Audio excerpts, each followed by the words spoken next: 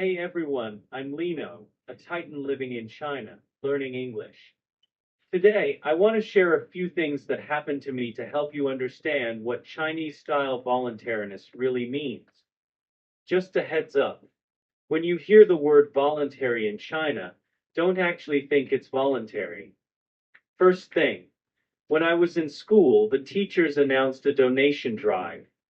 Honestly, I can't even remember what it was for. Was it for the Wenchuan earthquake? In 2008, a massive earthquake struck Wenchuan in southwestern China, causing many houses to collapse and causing heavy casualties. Maybe there were just too many donation requests. Anyway, the teacher said it was voluntary and we could donate however much we wanted.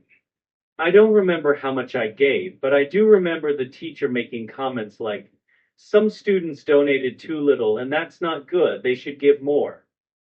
Some didn't donate at all. Even in China's big cities, there are many migrant families who are not wealthy, and the teacher would say, why aren't you giving when everyone else is?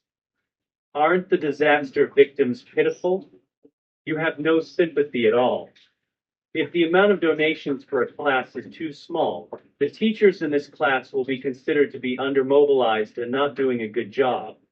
The teacher would be embarrassed. We call it face mensa, means reputation. Chinese people attach great importance to face. I still recall those frequent donation drives at school. If it was for something like the Wenchuan earthquake, I got it. We were helping people in need, and I was happy to contribute.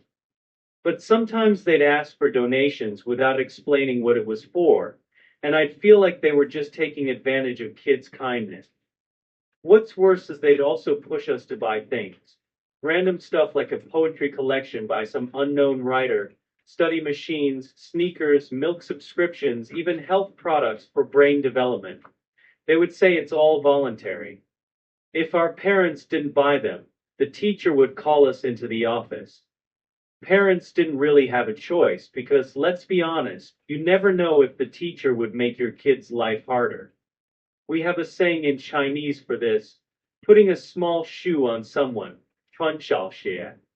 The original meaning of 穿小鞋is that someone deliberately makes the shoes smaller for others to make them uncomfortable, even too small to wear.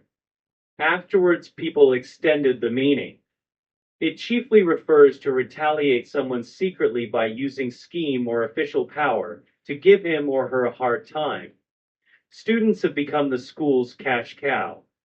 I have graduated for many years, but I still see many complaints from parents online, which shows that this situation has not changed. Second thing, during the pandemic, everyone in China had to get vaccinated. They said it was voluntary, but if you didn't do it, your boss would talk to you, community workers would come to your home, and you couldn't go anywhere without proof of vaccination on your phone. If you didn't have it, you could even be quarantined, not because you were sick, but just because you could lose your job or not even be allowed to go home. Some people abroad think China handled the pandemic really well, but honestly, this whole experience is one of the most painful memories of my life, not because of the virus itself, but because of the country's prevention policies. Third thing, if you work in China, you probably receive those weekend team building notices, Tuanjian, saying everyone should voluntarily participate. But I don't want to give up my personal time for these activities. And why do we have to pay for them? Shouldn't it be on the company? Plus, why not do them during the week? Of course, we all know you have to go, even if it's just a dinner with colleagues or your boss. Chinese leaders love to work overtime or socialize because they can show off their power in front of their subordinates, which they can't do at home. Some people love socializing, but not everyone does. For shy or introverted people, it's torture. It's not that I'm against socializing, but when something's voluntary yet feels forced, it's really about testing your obedience. Everyone gets it, but no one says it out loud. Having your own space in China, it's a luxury. Our culture is super collectivist, So figuring out how to balance being yourself while fitting into the group is tough. And if you always skip company events or refuse to drink at dinners, people will think you're unsociable and start to exclude you. Even if you have a family to take care of, that's not an excuse. Your boss will say, I have a family too, but young people should focus on their careers. It's for your own good. Ugh, I hate hearing that. Growing up, my parents used to read my diary, enter my room without knocking, or go through my backpack. All for my own good, of course. Now, as an adult, I still hear it all the time.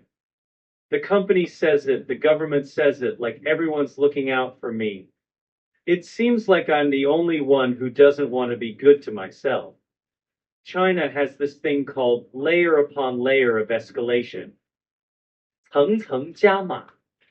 For example, during the pandemic, the government might say you need to quarantine at home for a week, but by the time it gets enforced by local officials, it turns into 2 weeks of centralized quarantine at a random hospital. The boss only requires some people to attend, but your supervisor makes it mandatory for everyone to attend. Every official wants to outdo the other to look good to their superiors.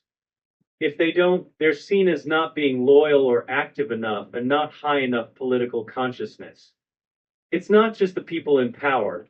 This kind of thing trickles down and suddenly everyone's playing along. Do you have this situation too? Let me know in the comment. By the way, I'm Lino, and if you like what I've shared, please subscribe to my channel. Totally voluntary, of course. It's for your own good.